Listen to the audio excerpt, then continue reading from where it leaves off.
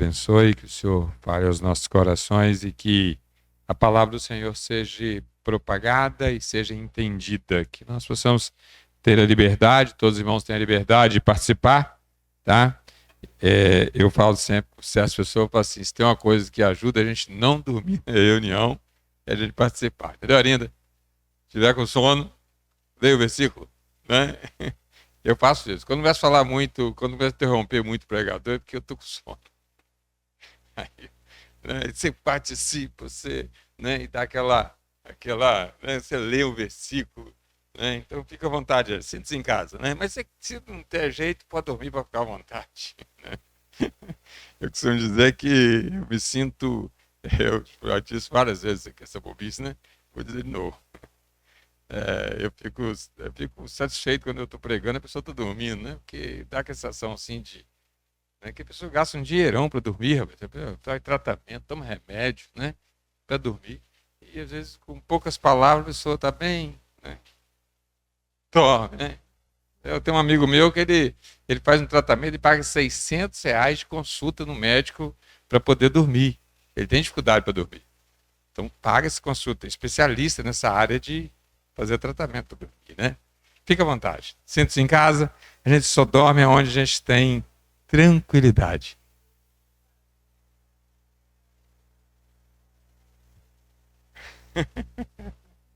Tá vendo? Vem pra aqui, Eu falei, vai assistir a reunião, ele mora fora. Assistir a reunião, você vê como é que você vai, você vai pegar no sono fácil, né? Então é isso aí, gente. Deus nos abençoe. É um momento de que a gente possa também, não só um momento de seriedade, mas também com alegria, né? A alegria do Senhor é a nossa força. Vamos ler aqui em Colossenses capítulo 2. A gente comentou alguma coisa no capítulo 2 de Colossenses, nós falamos até o versículo 15, mais ou menos, o último do estudo, né? E a gente encerrou o estudo falando sobre a célula que era contra nós, Colossenses capítulo 2. E a gente falou sobre a célula que era contra nós, falando Paulo está trazendo aqui uma colocação para que cada um de nós possamos entender, né? A nossa dívida, como era e como ela foi paga, né? Colossenses capítulo 2, né? E a gente encerrou aqui no versículo 13 aqui, né? E o 14, né? E ele falando, tentando trazer uma linguagem assim que a gente pudesse entender da nossa dívida em relação ao pecado, né? É como se fosse uma dívida com Deus, né? Lá em Apocalipse, né? Lá em Salmos, ele vai dizer que a remissão da alma é caríssima, também fazendo uma comparação em dinheiro, né? Caríssima, né? Nós não fomos comprados nem por ouro ou prata, né? Falando de valores, dinheiro, né? E aqui também ele traz uma palavra assim de valores, ele fala de cédula, de dívida, né? Então ele fala aqui que a gente pudesse entender como é que funciona na simplicidade, para a gente poder entender, né? É uma coisa simples, a gente sabe o que é uma dívida, a gente sabe o que é uma cédula contra nós, a gente sabe o que é uma duplicata assinada, né? Quem dividiu coisas, assinou várias duplicatas e cumpriu aquelas duplicatas, né? Cada dia, né? Cada mês, e, né? Tem pessoas que até se brincava muito, né? O cara compra um carro novo, mas tem uma bíblia de duplicata para pagar, um bolo de duplicata para pagar, né? Antigamente se imprimia aquelas duplicatas todas, né? E era tudo imprimido e a pessoa levava um carnê, né? Tinha um carnê de boleto de duplicata para pagar. Então, Paulo está falando aqui algo que a gente simples, mas que a gente pudesse entender. É uma dívida, né? É uma dívida que nós contraímos com o Senhor, mas que a gente não pode pagar, não podia pagar, não é mesmo? Por causa que na oração do Dário falou, a nossa salvação é dele, por ele, né? Nós somos salvos por ele e para ele, não é mesmo? Então aqui nesse versículo 13, a gente vai ler novamente, quanto vós estáveis mortos nos pecados e na incircuncisão da vossa carne, vos justificou juntamente com ele, perdoando todas as ofensas. Todas as ofensas. Todas as ofensas. E havendo riscado a cédula que era contra nós, nas suas ordenanças, a qual de alguma maneira nos era contrária, e a tirou do meio de nós, cravando-a na cruz. Né? Traz para nós uma linguagem assim, bem simples, para que a gente pudesse entender. Ele não fala de coisa extraordinária, que qualquer um pode alcançar. Tanto um leigo, né? Tanto uma pessoa indouta, quanto uma pessoa simples, ela pode entender isso, né? Não tinha como. Não tinha como, não tinha como, né? Então essa é a essência, né, que nós temos que entender. Quando a gente entende isso, é aquilo que a gente vai usar aquela mesma expressão de Paulo, o amor de Cristo vai me constranger. Quando eu entender a profundidade disso. Servir a Cristo vai ser um prazer, não vai ser um peso. Caminhar no caminho da santificação vai ser um prazer, não vai ser um peso, não é mesmo? Porque a gente começa a entender a grandiosidade da salvação e diante da nossa miserabilidade, né? Diante da nossa miserabilidade. Então a gente vai conseguir entender. Então, o Paulo está trazendo aqui para a igreja essas colocações para fortalecer eles no caminho da salvação. Fortalecer no caminho da salvação, porque depois ele vai falar de algumas coisas aqui que estava desvirtuando a igreja. Né? Um falso ensino, uma doutrina errada, está desvirtuando a igreja. Né? O problema, quando eu falo do falso ensino, ele não tira nós do caminho da salvação, mas ele vai influenciar para que outros não entrem. O ensino falso, ele tem esse poder. Ele não consegue tirar nós do caminho da salvação, mas ele consegue impedir que outros creiam em Jesus. Você parou para perceber isso? O ensino falso, ele faz isso. Ele não tira eu que sou um salvo do Senhor, mas ele pode desvirtuar outros para que não creiam em Jesus. Né? Vai crer em coisas paralelas à salvação. Vai crer em coisas, em práticas, cumprimento de prática para alcançar algo.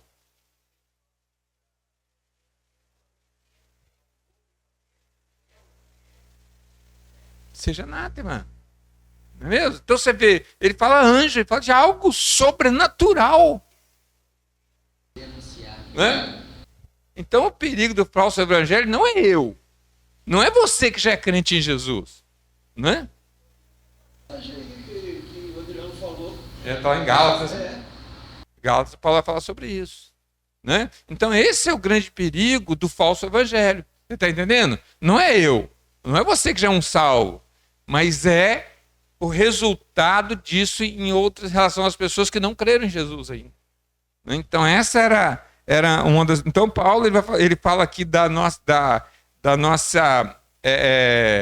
verdade da salvação em Cristo.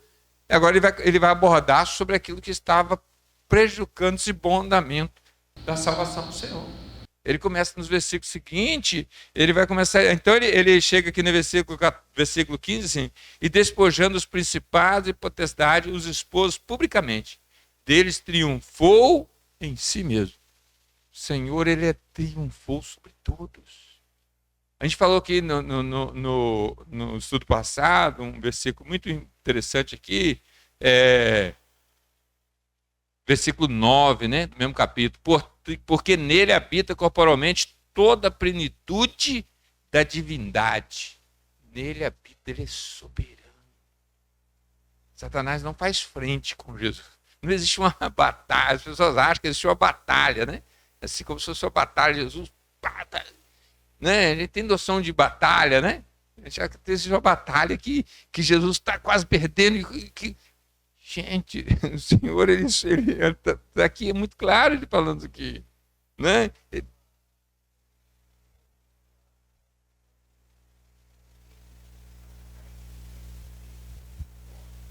Mas foi permissão do Senhor. Permissão do Senhor. Você pode fazer isso. Tinha um propósito. É onde o Senhor permite. Tinha um propósito, né? Entende, filho? E despojando os principados e potestades, os expôs publicamente, e deles triunfou em si mesmo. O Senhor, ele é soberano sobre tudo. Ele é soberano sobre tudo, né? Satanás, ele tem sua influência? Tem. Ele tem influência? Tem. Ele tem poder? Tem, né? Mas nós somos, a Bíblia é muito clara sobre isso, irmãos.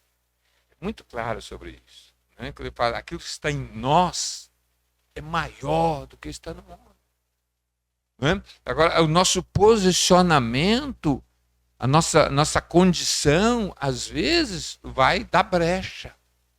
Vai dar brecha. Aquele versículo lá de que Tiago vai falar, ele é fantástico. Achegai-vos a Deus, resistir o diabo, e ele fugirá de vós. Fugirá de vós, né? O anjo do Senhor acampa ao redor daqueles que o temem e os livra. Você está entendendo? Qual o alcance de Satanás? Satanás está onde? Bramando como leão, né? Ao derredor. Gente, isso é bíblico. Tudo que vier fora disso é filosofias. Bonita, interessante, emocionante, mas é crendice. É crendice. Né? Nós somos um povo brasileiro, um povo muito místico, muito. Nós somos um povo muito. Como é que fala, rapaz? Tem uma palavra? Oi? Supersticioso. Nós somos supersticiosos demais. Né? Nós somos supersticiosos demais. A gente lembra da nossa infância, né? Da sexta-feira. Você lembra? Lembra da nossa infância, varrer casa, né? Comer carne, não é mesmo? Tinha cabelo. Nós somos esse povo, né? Nós somos, vendo no passado, né? Lua cheia, não é mesmo? Esses folclore, né? A gente é bom nisso. A gente é bom nisso. Escada, não é mesmo? Todo esse esquema, né? Quaresma. A gente tinha um medo disso, gente. Você nem imagina. O medo que eu tinha disso. Eu tinha um medo dessa época, gente, aqui, ó. O negócio era feio, né? Galinheiro, então, não passava nem perto de galinheiro. Galinheiro era terrível. Bicho bobo é lobisomem, né? A tradição dizia que lobisomem comia merda de galinha. Ô bicho bobo, gente. Né? Olha só que coisa assim. A gente fica com medo disso, não é mesmo? Então, inventava essas coisas, né? Oi? Como é que é? Todo esse negócio, né? Mula sem cabeça, mula sem cabeça, meu Deus do céu. Então, ele muito folclore. Portanto, ele vem aqui, aí no versículo 16, é o tema que a gente vai entrar, ele diz assim, portanto, ninguém vos julgue pelo comer, pelo beber, ou por causa dos dias de festa, ou da lua nova, ou do sábado. Ninguém vos julgue. Porque nós temos que entender, irmãos, que a igreja, ela estava... A comunidade em geral tinha uma influência muito grande do judaísmo. Tinha uma influência muito grande do judaísmo. Era tão grande a influência do judaísmo. O que Paulo foi fazer em Damasco?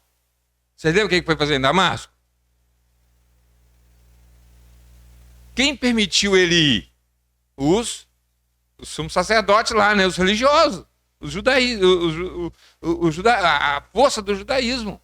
Ele estava indo para Damasco. Você sabe onde é Damasco? Damasco está lá na Síria. Você vê a autoridade do judaísmo. Está vendo a autoridade do judaísmo? Tinha uma força muito grande o judaísmo. Né? E essa igreja aqui estava sendo bombardeada com esses movimentos judaizantes. Né? Por causa que Paulo aqui, ele não está falando de... eu posso ir no carnaval, então ninguém pode julgar eu por causa de festa. Ele está falando disso. Ele está falando de festa. Ele está falando dessas festas relacionadas à lei. A lei, ela tinha esses pormenores. Festas, dia de sábado, o que comia, o que bebia. Tinha toda uma regra. A lei tinha toda uma regra. Né? Então ele está falando disso aqui. Ele não está falando de... eu posso ir para a festa do carnaval tranquilo. Então ninguém pode me julgar porque eu estou lá pulando carnaval. Ele está falando disso aqui não. Ele está falando daquelas festas, ele está falando com um povo. Quando ele está falando isso aqui, gente, ele está falando com gente que tinha noção do que era isso. O que era dia de festa, o que era guardar um sábado, o que era luas novas. Ele está falando com pessoas que tinham cumprir. Sombras, é isso aí. Por que são sombras? Porque aquelas festas, ela tinha uma finalidade. Ela tinha uma finalidade. Ela tinha a finalidade de apontar quem? Cristo. Ela tinha uma finalidade para apontar Cristo. Qual era a finalidade de guardar o sábado? Apontar a Cristo. Qual era a finalidade das luas novas? Qual era a finalidade de comer ou não beber? Tudo. Ele vai falar aqui, nesse versículo 17 que o Adriano antecipou, que são sombras das coisas futuras, mas o corpo é de Cristo. Tem uma outra tradução que vai mostrar aqui de uma forma bem interessante esse corpo, que não é igreja. Né? Eu acho a tradução aí, Guilherme. Tem uma atualizada aí, uma outra que muda esse termo aqui. Eu tiro o corpo aqui. Vem outra versão que tira o corpo, que não bota corpo, bota... eu uso outra expressão. Oi? Acha outra aí. Por vir, a realidade, porém, encontra-se em Cristo. Aqui, eu estava vendo a etimologia dessa palavra aqui, não fala de corpo, fala de realidade. A realidade é Cristo. A finalidade daquelas festas, então, tem outras colocações que é muito dá a entender melhor. Quais são as sombras das coisas futuras, mas a realidade é de Cristo, para mostrar. Qual versão é essa? Não, tudo isso é apenas uma sombra daquilo que virá. A realidade é Cristo, para mostrar a realidade de Cristo.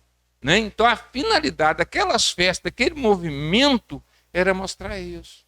Né? O senhor, eu estudando para a lição semana passada, de domingo, eu tive uma definição muito interessante a respeito de que o fim da lei é Cristo.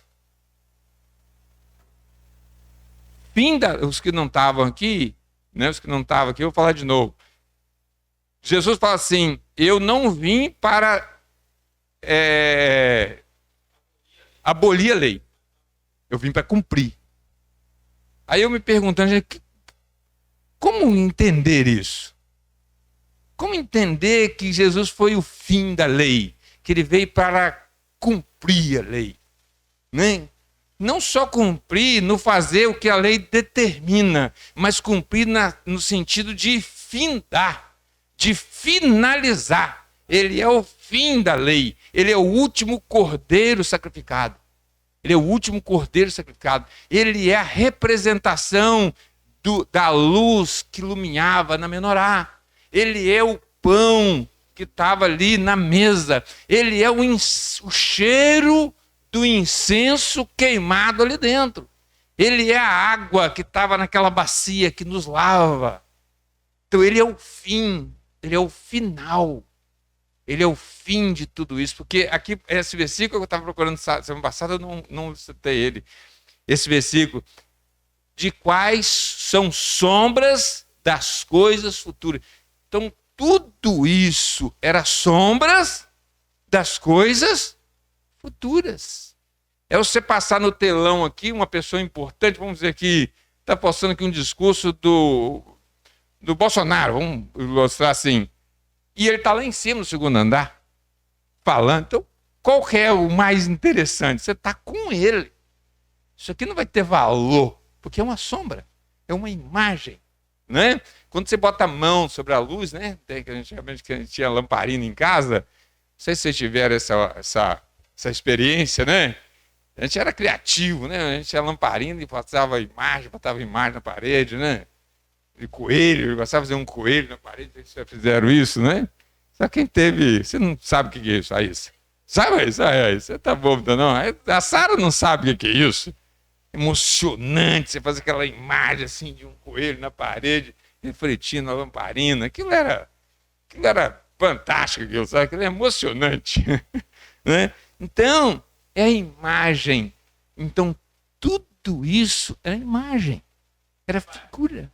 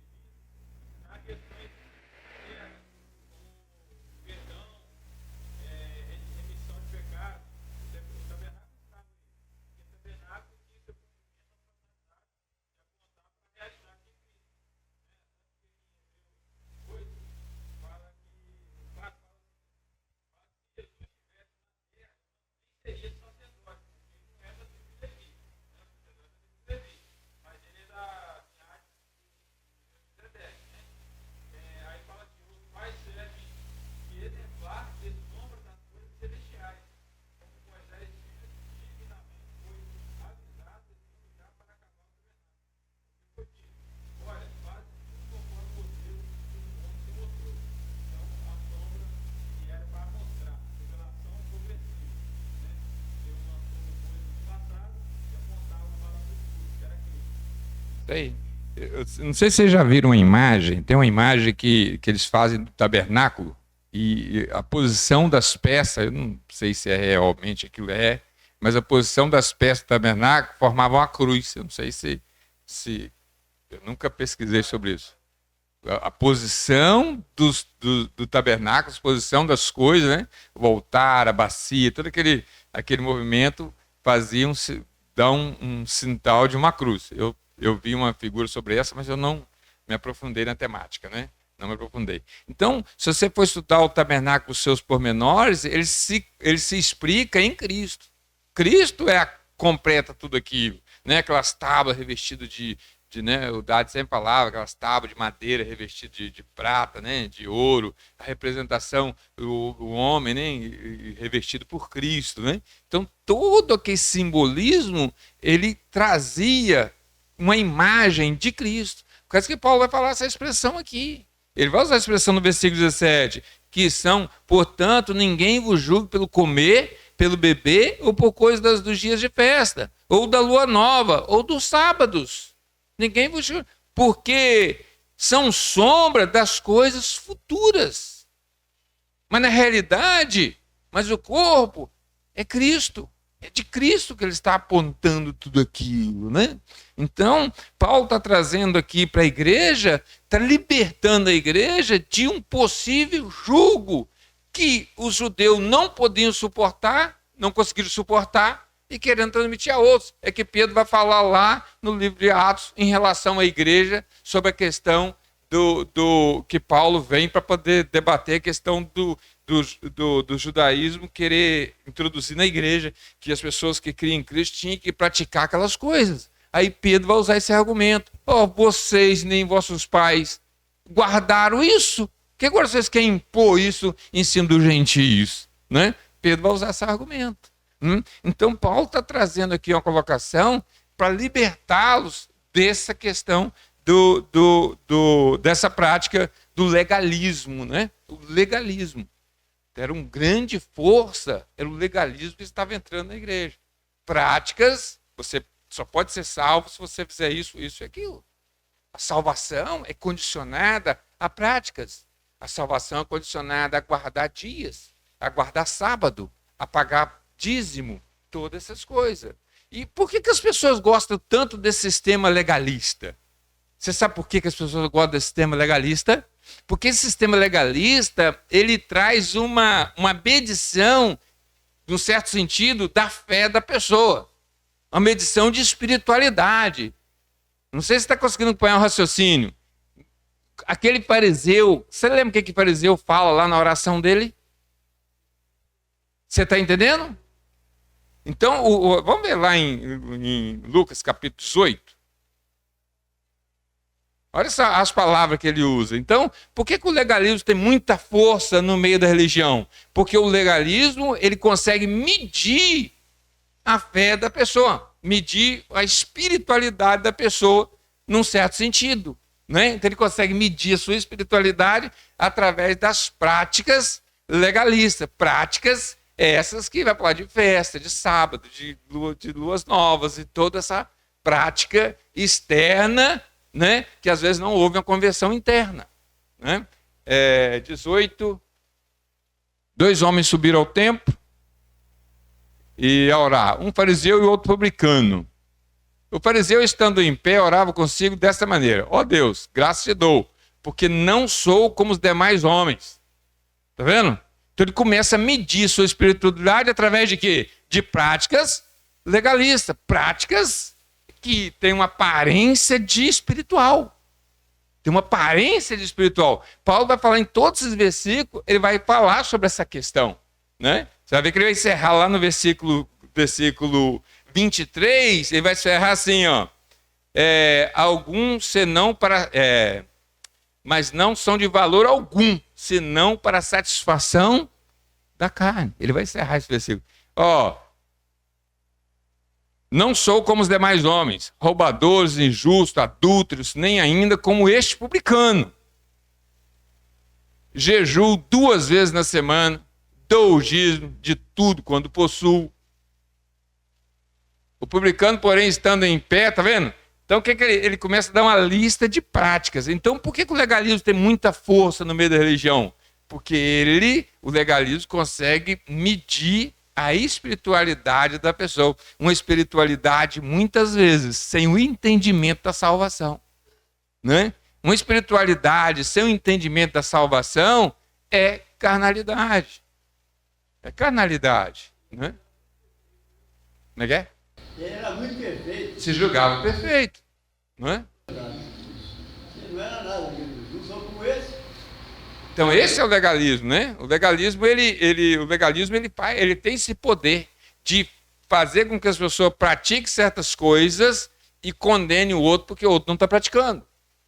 Né? Dá a lista de coisas a ser praticada. Né? Como o outro não pratica, opa, você está fora do negócio. Você não faz parte do movimento. Não é mesmo? Mas Paulo, então, ele está falando sobre essa questão. Né? Então, o versículo. Deixa eu voltar aqui no versículo 17. Né?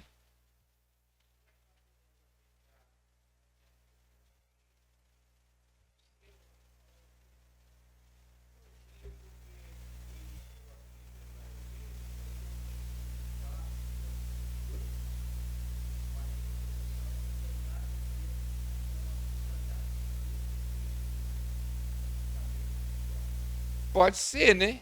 O legalismo ele vai trabalhar muito em cima da questão da proximidade de Deus através de cumprir certos rituais, certas práticas.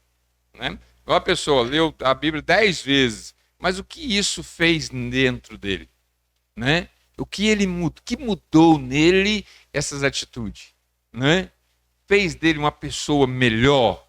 Isso aí que é o interessante, não é fazer de mim um conhecedor para poder julgar o outro. Não é fazer de mim um conhecedor para apontar defeito das pessoas, para apontar erro de pessoas. Né? Mas, de repente, me fazer um conhecedor para me moldar a minha forma de caminhar e que eu possa induzir outros também a caminhar de uma forma melhor. Né? Mas não, as pessoas, o legalismo ele tem esse poder de prática, de praticar certas coisas para poder acusar o outro que não pratica as mesmas coisas. Né? Então, o legalismo ele tem esse poder. Né? No versículo 18 em diante, ele vai começar a dizer aqui: ninguém vos domine o seu bel prazer, com pretexto de humildade, culto dos anjos, metendo-se em coisas que não viu, estando debalde, inchado na sua carnal compreensão. Ele entra com a questão do legalismo e também da questão do secularismo, né? O sincretismo religioso. Ele já começa a trazer aqui a questão do sincretismo religioso, culto de anjos, né? Já coisas mais, né, sobrenaturais. Porque pessoas, às vezes, para a pessoa tentar mostrar sua espiritualidade, eles querem mostrar naquilo que eles fazem. Eu jejuo, eu subo do monte, eu faço isso, eu faço aquilo. Não estou dizendo que é errado ele fazer isso. Eu estou dizendo que as pessoas querem se vangloriar naquilo que eles fazem, né? Naquilo que eles fazem. Mas nós temos que vangloriar naquilo que nós deixamos de fazer. Naquilo que deixamos de fazer. O Senhor, Ele honra, ele não honra as nossas conquistas, Ele honra as nossas renúncias. Ele honra as nossas renúncias, não as nossas conquistas. Né? Eu vi uma pessoa falando sobre essa questão, eu achei interessante, e ele falando que Pedro, quando foi seguir Jesus, Pedro não largou lá o barco quebrado, sem nada, sem peixe, não. O barco estava cheio de peixe. Porque seguir Jesus, né, com um barco cheio de peixe, com um barco sem peixe é fácil. Então não tem nada a perder mesmo? Não vou conseguir, você não tem nada a perder. Né? Ele fala de renúncia. Né? Então, Pedro é convidado, eles são convidados a seguir Jesus com um barco lotado de peixe. Não é mesmo? Em meio à prosperidade. Então, o Senhor, então, então as pessoas, eles se vangloriam muitas das vezes, você pode perceber, nessas atitudes, né? Eu faço isso, eu faço aquilo, eu subi no monte, eu fiquei dentro, entendeu? Com esse sentido de, não estou dizendo que isso é errado fazer essas coisas, não estou dizendo que é errado fazer essas coisas.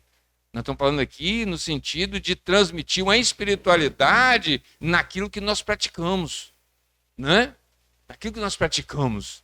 Então as pessoas muitas das vezes, não estou dizendo que é errado você fazer essas coisas, né? Igual aquele irmão do passado que leu a Bíblia 200 vezes, mas ele não leu para se vangloriar.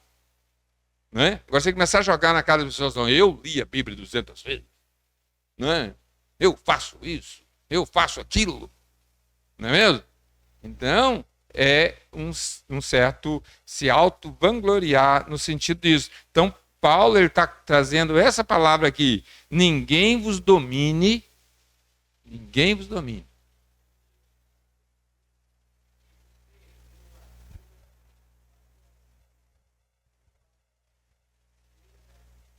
Uhum.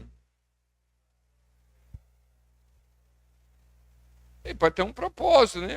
Não para quando ele faz isso para se vangloriar, porque o Senhor é que vai. Não estou aqui de juiz, tá, irmão? Não estou aqui para discriminar pessoas que fazem certas coisas. A intenção não é essa. A intenção é poder avaliar qual o meu sentimento em relação a isso. Qual minha, né? Não é aquilo que você que às vezes a gente fala, você conta uma experiência positiva, uma conquista da nossa vida, qual o sentimento? Será que você está querendo provocar inveja na pessoa ou você está querendo só comentar o que Deus, né, tem feito na sua vida, coisa desse sentido, né? Eu consegui isso porque eu sou mais espiritual, porque que Deus me abençoou dessa forma, né? Não é por aí. Todas as bênçãos ela provém de Deus, independente das nossas. Porque aquilo que nós fazemos de bom não faz com que Deus nos ame mais. E nem aquilo que nós fazemos de ruim vai levar a Deus nos amar menos. Você tem que entender essa questão, né? Aquilo que nós fazemos de bom não faz Deus nos amar mais. E nem aquilo que nem os nossos erros também não levam a Deus nos amar menos, né? Então isso é interessante. Então ele fala aqui nessa questão, nesse versículo 18, ninguém vos domine seu bel prazer, com pretexto de humildade. Pretexto de humildade e culto dos anjos, metendo-se em coisas que não viu, estando debalde inchado na sua carnal compreensão, e não ligado à cabeça, do qual todo o corpo, provido e organizado pelas juntas e medulas e ligaduras, vai crescendo em aumento de Deus. Se, pois, estáis mortos em Cristo, quanto aos rudimentos do mundo, por que vos carregam ainda de ordenanças como se vivessem no mundo. Ele está falando aqui daquela ordenança da lei, né? Que trazia uma série de ordenanças para poder caminhar, né? Série de ordenanças para poder caminhar. Tais como não toques, não proves e não manuseie, as quais coisas todas perecem pelo uso, segundo o preceito e doutrina dos homens, as quais têm, na verdade, alguma aparência de sabedoria, em devoção voluntária e humildade e em disciplina do corpo, mas não são de valor algum, senão para a satisfação da carne. É aquilo que eu falei. Qual a intenção que move o meu coração em direção a essas coisas? Será que me move meu coração em direção a essas coisas? É me aproximar de Deus ou eu me vangloriar em cima de outros? O que me move em direção a isso? Né? Que tem movido em direção a isso? Será que tem movido em direção a essa coisa? É eu me aparecer diante das pessoas? Ou para me aproximar de Deus? Diga-me.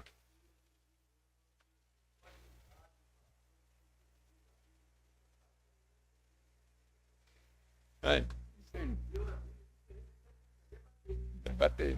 Não é para isso.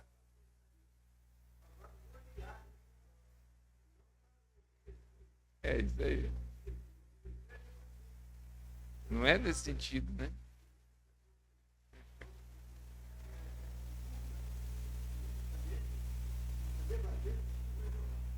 Isso é um bom debate. Então, olha o versículo 23, ele é interessante, o versículo 23. Né? Os quais têm, na verdade, alguma aparência. Tem aparência, né? Aparência de sabedoria, de devoção voluntária, humildade, aparência e em disciplina do corpo, mas não são de valor algum, senão para a satisfação da carne. Então, o que me move ao caminhar em direção a essas coisas? O que me move? O que move meu íntimo a caminhar em direção da santificação, da humildade? Será que é para me vangloriar? Será que é para me debater, né? Bater de frente, né? Que me leva, né? Porque assim Jesus vai falar que no reino, o maior, ele serve mais gente. O maior é aquele que serve mais gente. No reino, a humildade tem mais valor do que a arrogância. No reino, a simplicidade, ela tem mais valor do que a fama, né? Isso é o reino. Agora, nesse mundo aqui, não. Nesse mundo aqui, quanto mais poder, quanto mais jejum, quanto mais milagres você fizer, você é mais poderoso.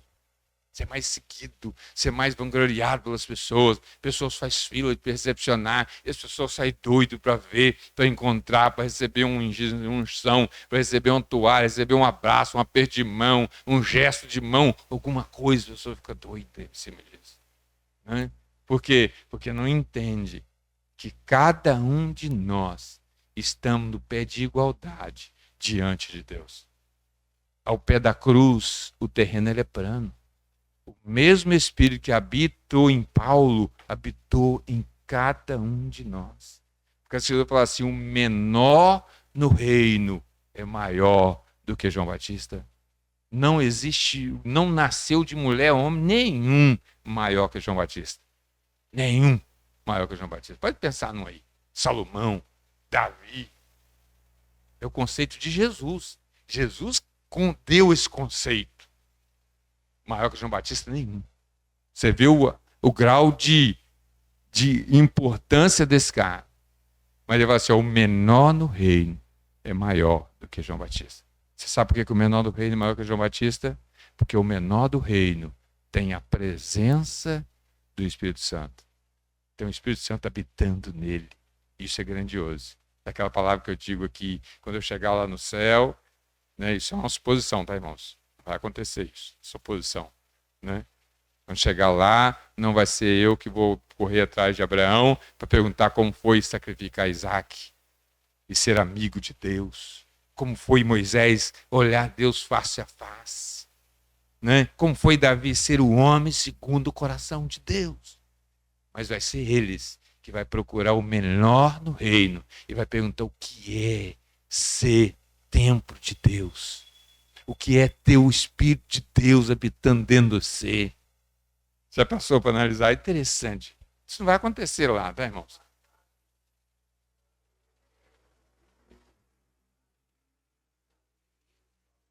Uhum.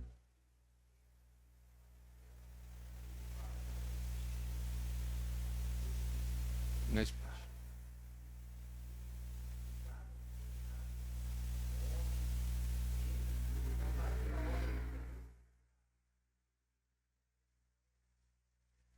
a plenitude, né? Então é isso. Por causa disso que ele vai dizer, né? O que está em nós. O que está em nós é maior do que está no mundo. Você sabe o que está em nós? É uma pessoa de Deus que habita em nós. É maior do que está no mundo. Né? Parece que ele diz isso.